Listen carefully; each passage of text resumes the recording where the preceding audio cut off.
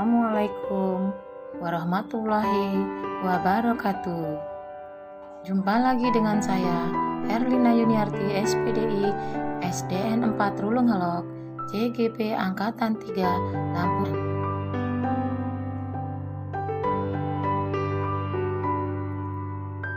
Di demonstrasi kontekstual modul 2.3.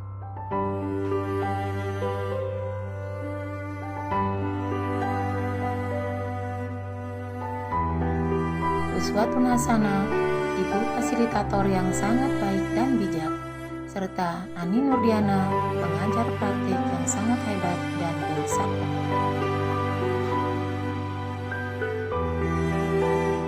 Video praktek coaching model TIR. Assalamualaikum warahmatullahi wabarakatuh.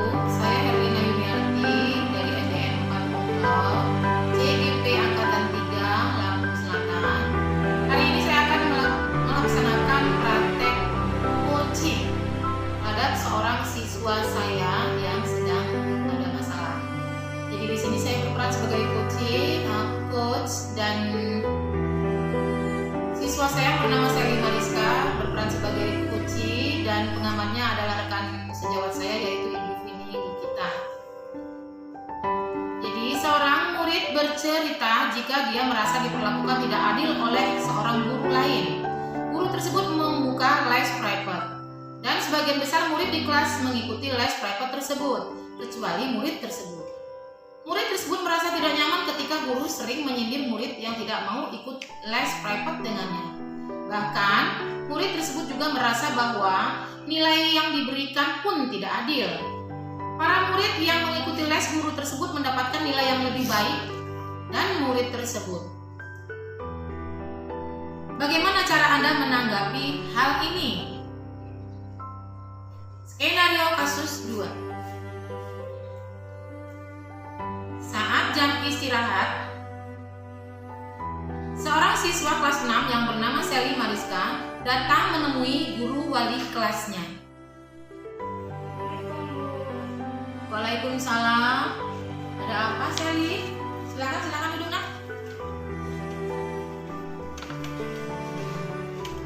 Sebelumnya saya mohon maaf ya Bu. Saya bisa minta waktu Ibu sebentar saja. Saya ingin cerita ke Ibu. Oh, boleh. Kebetulan Ibu juga sedang tidak banyak pekerjaan. Nah, apa yang kira-kira Ibu bisa bantukan untuk Sally dan capai dengan mendiskusikan permasalahan Sally ini ke Ibu? Saya ingin mencari solusi dari permasalahan yang sedang saya hadapi sekarang ini Bu. Cuma itu saja? Apa ada hal lain lagi? Saya itu merasa bingung Bu. Setiap dipelajarkan itu, saya berharap Ibu bisa membantu saya memecahkan masalah saya ini Bu. Bingung bagaimana, Sally? Coba ceritakan semuanya ke Ibu. Apa sebenarnya yang kamu rasakan, Nak? Saya merasakan ketidakadilan dan dibuat tidak nyaman Bu di pelajaran itu. Kalau boleh Ibu tahu pelajaran apa itu, Sally? Maaf Bu, saya tidak bisa menyebutkan di sini Bu. Baik, Ibu paham. Apa penyebab sehingga kamu merasa diperlakukan tidak adil di sini, Sel? Saya merasa kalau nilai saya di pelajaran itu selalu rendah Bu. Apa maksud Sally? Nilai Sally di pelajaran itu selalu paling rendah dari teman-teman yang lain, begitu Sally? Iya Bu, saya sudah berusaha belajar sendiri dan sungguh-sungguh. Setiap ada tugas di pelajaran itu di rumah Bu. Tapi tetap saja nilai saya selalu paling rendah di pelajaran itu Bu. Baiklah Sel, coba sekarang Sally ceritakan ke Ibu bagaimana sebenarnya proses pelajaran itu. Jadi Bu, guru itu kan buka les privat untuk pelajaran itu. Nah, sebagian besar teman-teman di kelas itu ikut les privat dengan buku tersebut.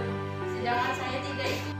Kalau Ibu boleh tahu, apa kira-kira sebabnya sehingga Sally tidak ikut les private dengan guru tersebut? Orang tua saya tidak punya uang untuk membayar bulanannya Bu. Kami dari keluarga yang kurang mampu Bu. Baik Sally, Ibu mau tahu selama ini apa yang sudah kamu lakukan untuk dapat mengerjakan tugas-tugas dari pelajaran itu? Saya selalu mendengarkan setiap guru itu menjelaskan pelajarannya dan saya simak baik-baik apa perintah dari tugas-tugas yang diberikan. Lalu saya berusaha untuk mengulangi lagi pelajaran itu dan mengingatnya. Kira-kira permasalahan ini di semua pelajaran, termasuk di pelajaran ibu juga, atau hanya pelajaran ini saja ya, Sel? Tidak Bu, saya merasa hanya di pelajaran ini saja saya begini. Karena gurunya tidak memberi nilai kepada siswa yang ikut les privat dengannya itu dengan nilai yang tinggi, sedangkan saya tidak ikut les privat. Hasil tugas saya itu seperti kurang begitu diperiksa Bu, sehingga nilai saya selalu rendah Bu di pelajaran itu. Dan yang sering membuat saya merasa lebih tidak nyaman lagi karena gurunya itu selalu menyindir bagi yang tidak les privat dengannya Bu.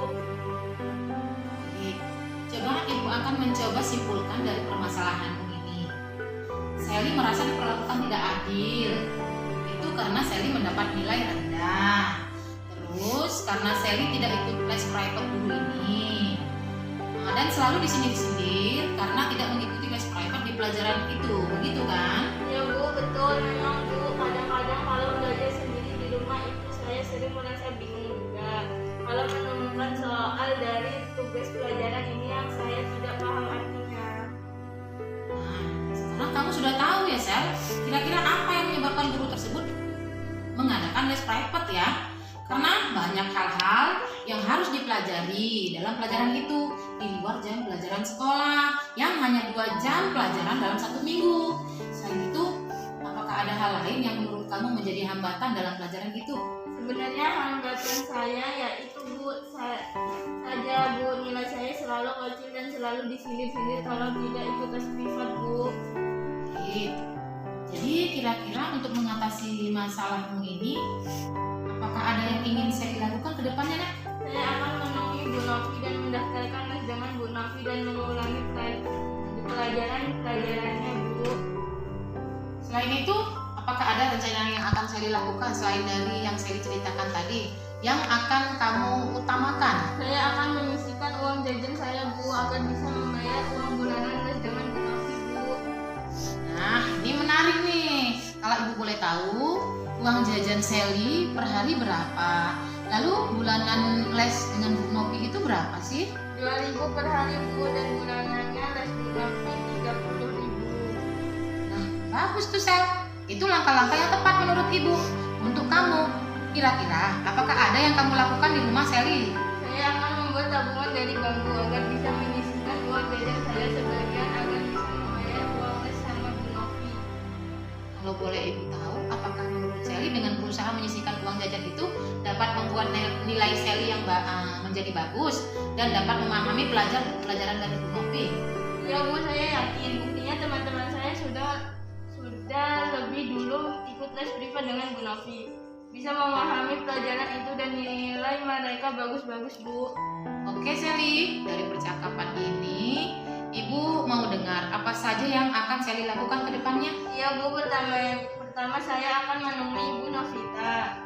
Lalu saya akan mendaftarkan diri untuk bisa ikut les privat dengan beliau. Dan saya akan mengulang pelajaran-pelajaran Ibu Novi dan berusaha menyisihkan uang jajan untuk bisa membayar bulanan les dengan Bu Novi. Bagus kalau begitu Sally. Ibu suka sekali pencapaian yang kamu dapatkan dari hasil percakapan kita hari ini. Lalu, apakah ada komitmen yang akan Sally lakukan hari ini? Hari ini saya akan menemui Bu Novi, Bu, untuk mendaftarkan diri untuk ikut les privat dengan beliau, Bu. Oke. Dalam hal ini, apakah ada yang bisa membantu Sally untuk dapat melaksanakan komitmenmu ini, Sally? Ada Bu, teman-teman saya Firda dan Aulia yang akan membantu saya untuk mengulangi pelajaran yang saya belum pahami Bu, dan juga ibu saya.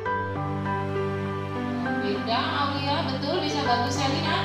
Iya Bu, insya Allah kita bisa bantu. Nah, kalau begitu, Dan juga ibu saya sendiri yang akan mengingatkan saya untuk menyisihkan uang jajan saya untuk ditabung. wah bagus sekali itu Sally. Ibu yakin Sally pasti bisa. Iya Bu, insya Allah. Terima kasih Bu sudah mau mendengarkan cerita saya. Saya permisi Bu. Wassalamualaikum. Iya Sally, sama-sama. Waalaikumsalam. Assalamualaikum warahmatullahi wabarakatuh. Perkenalkan, saya Vini Lukitasari selaku rekan sejawat dari Ibu Herlina Yuniarti SPDI sekaligus pengamat pada kegiatan kali ini. Kegiatan tersebut merupakan pengamatan yang saya lakukan untuk penerapan coaching Ibu Herlina Yuniarti SPDI. Ketika beliau melakukan penerapan coaching tersebut kepada salah seorang siswanya kelas 6 yang datang kepada beliau untuk meminta pendapat, saran, serta solusi. Berdasarkan dari hasil pengamatan yang saya lakukan dari praktek coaching Ibu Herlina Yuniarti ini, tujuan yang ingin dicapai dari penerapan coachingnya sudah sangat jelas dan terperinci, sudah menggambarkan tujuan yang ingin dicapai dari praktek penerapan coaching. Untuk identifikasinya juga sudah menggunakan pertanyaan-pertanyaan yang bersifat terbuka dan mampu mengeksplorasi coachee agar dapat memberikan respon dengan lancar dan umpan balik yang sudah mengarah tepat pada identifikasi potensi coachee. Potensi dan alternatif coachee sudah tergali di sini. Kemudian untuk rencana aksinya juga sudah memberikan pertanyaan-pertanyaan terbuka dan reflektif yang mengarah kepada pengambilan keputusan secara mandiri oleh coachee dan umpan balik yang tepat mengenai rencana aksi coachee dalam menyelesaikan permasalahannya. Coach sudah dapat membuat coachee dapat jawaban sehingga menjadi jawaban yang jelas dan mudah dipahami. Kemudian untuk tanggung jawab dalam penerapan coaching ini sudah benar dengan memberikan pertanyaan-pertanyaan untuk mengarahkan coachee mengambil komitmen dan umpan balik yang tepat. Mengenai komitmen coachee dalam menjalankan rencana aksinya lengkap, jelas, dan tepat sasaran, dan coachee mampu membuat komitmennya secara mandiri. Sekian pengamatan dari saya ucapkan terima kasih. Wassalamualaikum warahmatullahi wabarakatuh. Irsad sama si Adit. Irsad kelas 5? Ya. Tuh. Sedangkan Adit kelas 6. Saya dicegat. Adit nanya, Bu, hari ini kita sekolah apa masih belajar? Saya pancing tuh gini, menurut kamu kalau kita sekolah itu belajar atau tidak? Oh ya Bu, baiklah. Berarti kamu sudah bisa mengambil kesimpulan sendiri kan? Ya betul. Kalau Irsad tadi gimana? Kalau Irsad saya tanyakan, kenapa balik lagi? Ngambil tas, Bu. Sudah, begitu saja. Entah ngantar adik atau dia memang tasnya tidak bawa. Jadi begini ya, kenapa saya sampaikan, saya ceritakan ini. Kalimat saya menanyakan dia supaya mengambil kesimpulan sendiri itu salah satu cara kita untuk melakukan tiga restitusi. Jadi suruh mereka berpikir sendiri. Kalau selama ini kita biasanya ya sekolah lah, kok masih nanya lagi, biasanya gitu. Tapi kalau dengan menggunakan pembelajaran menggunakan segitiga restitusi, kita akan memancing dengan kalimat bagaimana supaya mereka akan berpikir sendiri, mengambil keputusan sendiri untuk memutuskan apa yang harus dia lakukan. Menurut kamu hari ini kalau kita sekolah biasanya belajar atau tidak, ya kan? Atau ada contoh lain, umpama anak-anak hujan nih, hujan di rumah, ada yang WA, umpama contohnya, Bu, hari ini hujan, sekolah nggak ya Bu? Menurut kamu baiknya lebih baik libur di rumah, tidak cuma tidur di rumah, atau lebih baik sekolah dengan pakai mantel, dengan pakai payung?